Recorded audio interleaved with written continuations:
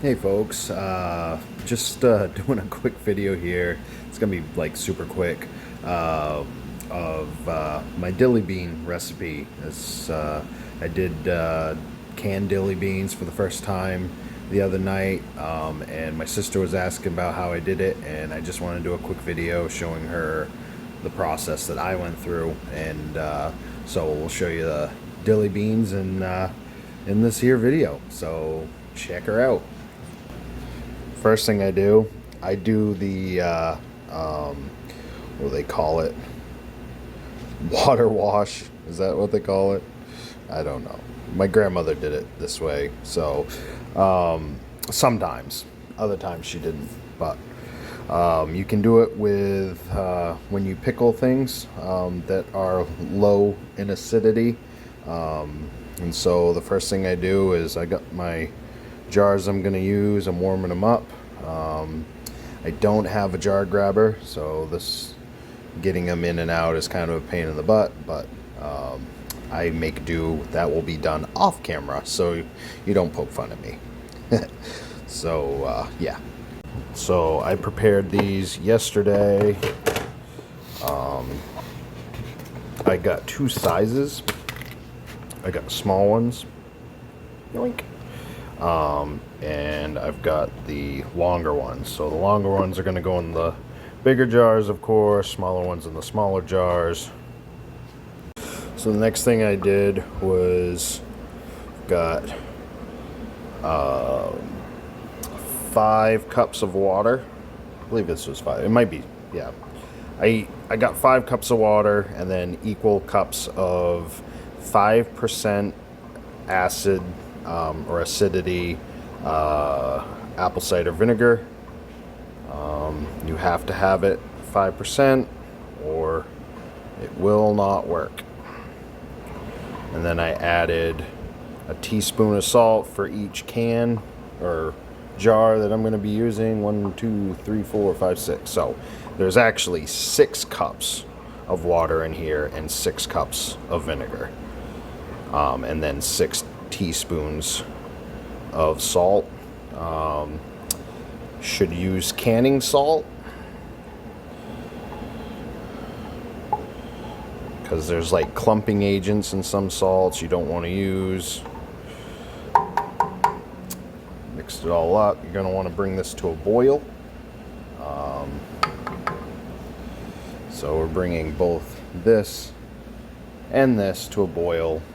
I will be able to take these jars out here. That's going to be the next step, and get the beans all set up in there and get the ingredients. So I'll move on to the ingredients next. So this batch I had just enough to do the 2 smaller jars and 2 of the bigger jars.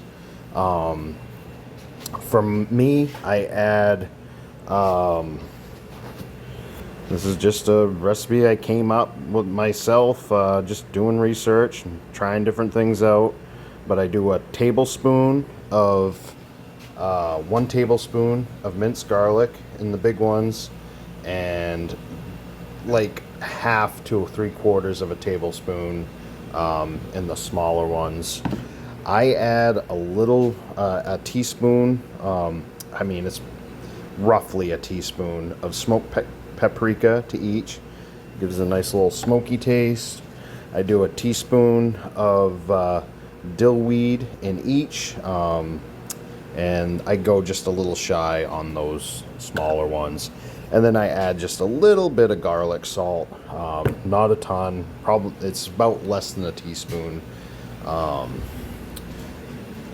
Over to here, our vinegar, our brine, is almost done. You want to get that up to a boil. Once it's up to a boil, you want to carefully add to each jar. I gotta empty the sink out and load up the dishwasher, and I'll do it right in the sink. And you want to get this this boiling to do the water bath. Now, before you lid these, you want to take your finger All right, and go gently over the top to feel for any nicks or chips or anything. Do not use one if it has one. That one's good. That one's good. Also to clear any debris, even the slightest bit of a spice that's on the edge. And you don't want to use anything that's got an impurity. You also want to check each one for cracks. Don't use any that have any cracks. You want these washed. I did mine in the dishwasher, and for the lids I soaked them in water and Dawn dish soap. I'll rinse them off. They say you're not, or you shouldn't reuse these lids. I do, but you don't want to put these in really super high heat or boiling water because it could mess up that seal. Yeah, just a little tidbit.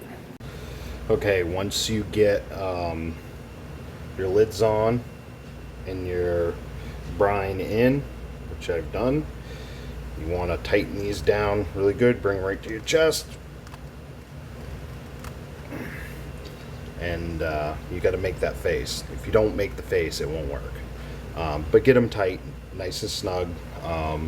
You know, obviously we all have different strengths. But yeah, and you might need to use a towel to hold these anyways because they're hot. But get them nice and tight. Alright.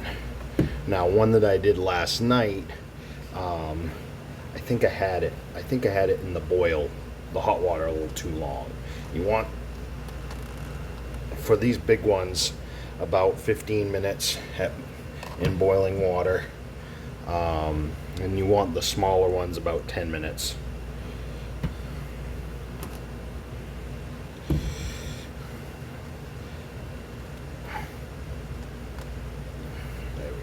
Nice and seated. And look at it, I got plenty of what they need in there. These are gonna turn out great. I'm so excited. Really like getting into this canning stuff. My grandmother did it, and that's trying to hopefully get my sister to do it more, so she won't be too scared of it. I was kind of scared of it myself, but we're doing you know, the water bath method. You just can't do this unless you pickle whatever it is. If it's a high acid vegetable, you're fine, but if it's a low acid vegetable, it has to be pickled. You don't want to do this with meats or fish or anything like that. These are the ones that I did last night, and they finally stopped bubbling. They were bubbling for so long, but I'm really excited. Put the date on. None of them popped back up, which is good. These are actually reused tops. And you don't want to get it totally full. You want a little bit of an air bubble at the top. Not a huge one, but you don't want it to be, you know, overflowing full. But yeah, make fun of how messy my pantry is. Alright, so put them in at 11:10. I'll take the small ones out at 11:20 and the big ones out at 11:30. No, scratch that. 11:25. So you want, for the small ones, 10 minutes in boiling water, big ones 15 minutes. Trying to think of other things. Don't worry about what the tops really are doing when you first take them out. They might click up and down. Don't worry about that. You're gonna let them sit after you take them out for quite a while before you put them in the pantry to let them cool down. You're gonna want to use at least a pair of these, and I've bent them a little bit more to really grab the rims good. You want to get a good firm grip because you don't want to drop them or any of that. They do have specialty jar tongs for this. The other thing you want to remember is when you're doing the water bath is to have several inches of water on top or over the lids. This is actually kind of pushing it, but I think it'll be all right. They worked for the other ones. So yeah, pretty straightforward. Pressure cooker, a little bit more intimidating, but I just don't have a pressure cooker, and I got an Instapot, but they say it's not. I mean, there's so much said about it. It's not even big enough. I don't even know if I could fit 4 of these jars in there. So anyways, and there you have it. They're gonna sit there and rest until they cool down, and I'll date them and put them in the pantry. And I think I'm gonna let these sit until about Christmas time before I start opening one up. Probably the little ones I'll give to, it depends on how many more I have. They might be Christmas gifts, or I may enjoy them myself. Hope my sister Robin, shout out to her, enjoys this video, and maybe some other folks that are intimidated by doing this and want to see a regular person that is not trying to get views. I'm not trying to get views. I'm sure anybody watching this is going to pick how I do it apart, but this is the second time I've done this myself, and the only purpose for the video was to share so that my children and maybe their children can look back on it and have a laugh, or get some attempt to do this, and to show my sister, and that's it. I do not care about clout, and I don't care what I'm open to pointers. Anybody who wants give me some pointers, I'm more than happy to take them. But hope you all enjoyed my video. Catch you in the next one.